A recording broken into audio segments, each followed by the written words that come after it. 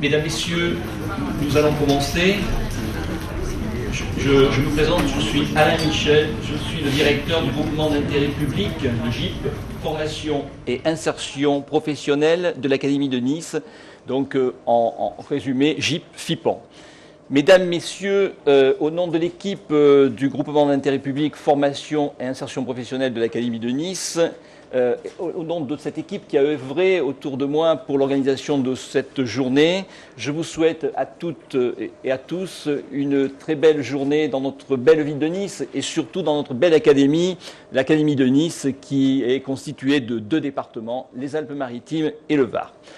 Un petit mot aussi de remerciement à l'hôtel Aston qui, en cette période très chargée sur la Côte d'Azur, vous avez vu énormément de manifestations s'y déroulent, a pu nous accueillir. Nous avons eu un peu de difficulté à trouver un lieu. Voilà, merci donc à l'hôtel Aston pour l'organisation de cette rencontre. Comme vous le savez, vous avez pu le constater dans le programme de cette première rencontre, dans cette première journée de rencontre est très dense, très riche. Aussi, avant de débuter, je souhaiterais vous donner 2 informations.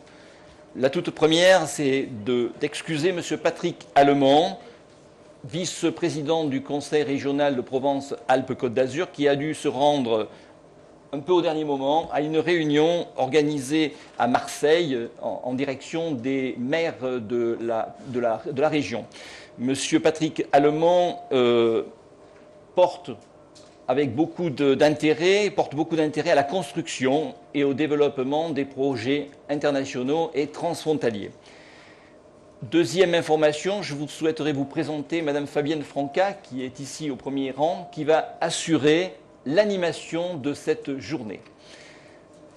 Il faut vous montrer. Madame Fabienne Franca, animatrice de la journée. Elle vous donnera tout à l'heure un certain nombre de consignes. Voilà, sans tarder, je souhaite donner la parole à Madame le recteur de l'Académie de Nice, chancelière des universités, présidente du groupement d'intérêt public, formation et insertion professionnelle de l'Académie de Nice, GIP FIPAN. Je vous souhaite à toutes et à tous une très belle journée. Merci.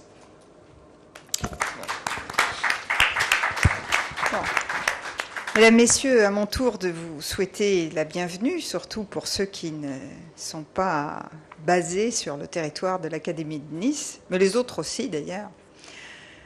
La thématique qui nous réunit aujourd'hui est celle des partenariats européens construits ou à construire dans le domaine de la formation professionnelle et de la gestion des ressources humaines.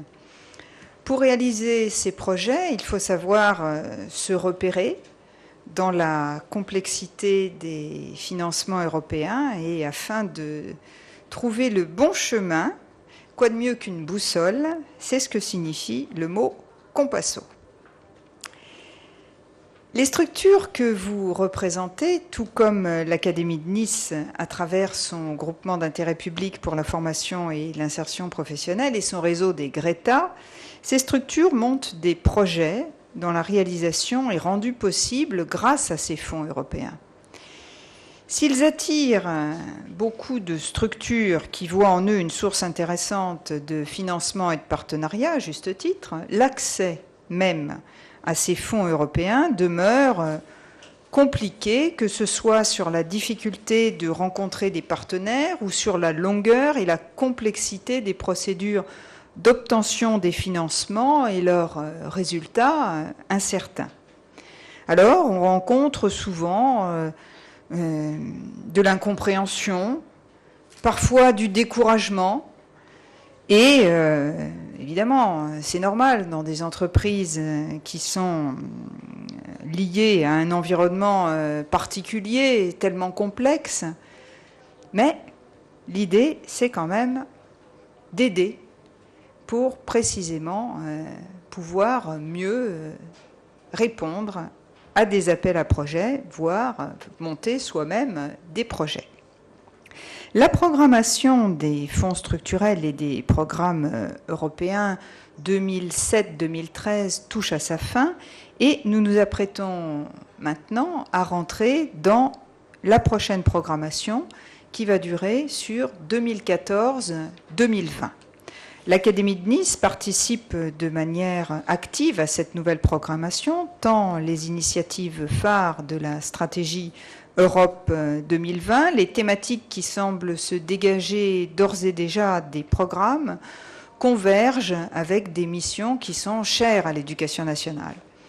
Le développement des savoirs et de la culture, le développement de la citoyenneté et d'une culture européenne ouverte, compréhensive, tolérante, le développement et le transfert des compétences pour une meilleure adéquation avec les besoins de l'économie, l'insertion et la qualification professionnelle.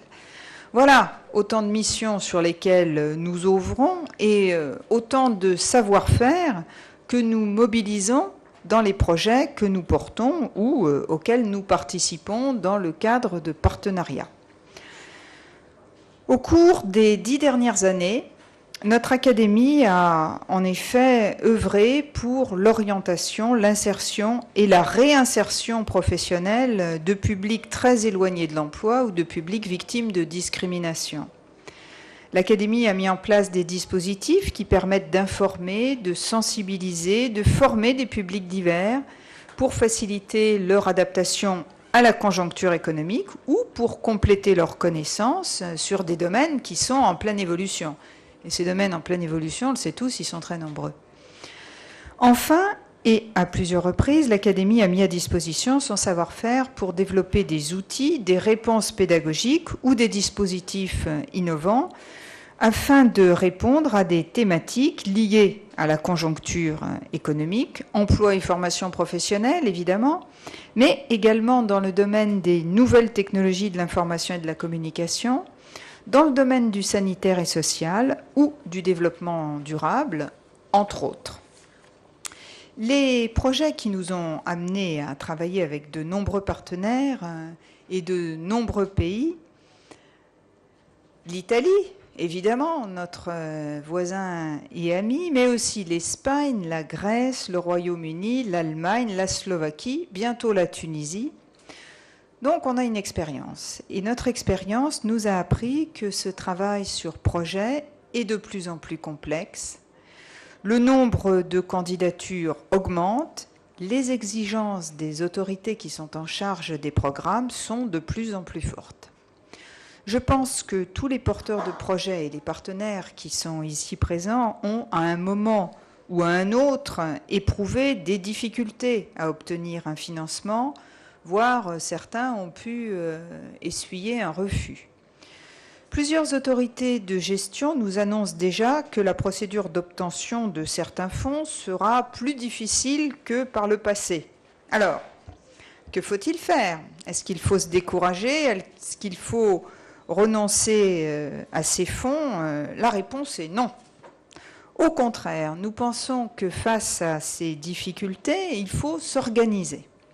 S'organiser pour rencontrer les autorités de gestion, s'organiser pour comprendre les objectifs, les enjeux, les priorités de chaque programme, s'organiser pour anticiper les appels à propositions, s'organiser pour trouver les partenaires forts qui, comme nous, ont à cœur d'apporter des réponses de qualité aux politiques de développement financées par les fonds européens.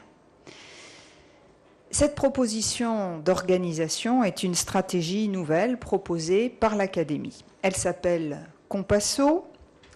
Elle est portée par le GIP FIPAN, qui fédère autour de lui le réseau des Greta. Elle se présente comme une plateforme permettant aux chefs de file et aux partenaires de projet de se regrouper, de se rencontrer et d'élaborer ensemble des projets de qualité. La journée d'aujourd'hui, c'est la journée de lancement et le premier événement de cette plateforme innovante. Je voulais remercier très sincèrement les participants qui ont compris l'intérêt d'une telle démarche et qui sont avec nous aujourd'hui. Je remercie également les représentants des autorités de gestion et les experts qui ont accepté d'intervenir aujourd'hui. Leur présence et les informations qu'ils nous donneront permettront de mieux comprendre les programmes qui se profilent pour la prochaine programmation. J'espère donc que ces échanges seront nombreux, ça c'est sûr, fructueux, c'est sûr aussi, entre tous les participants, et j'espère qu'ils participeront, qu'ils nous permettront d'aborder avec sérénité les prochaines années de travail et de préparer d'ores et déjà des idées de partenariat et des projets de grande qualité. Je vous souhaite un très bon colloque à tous.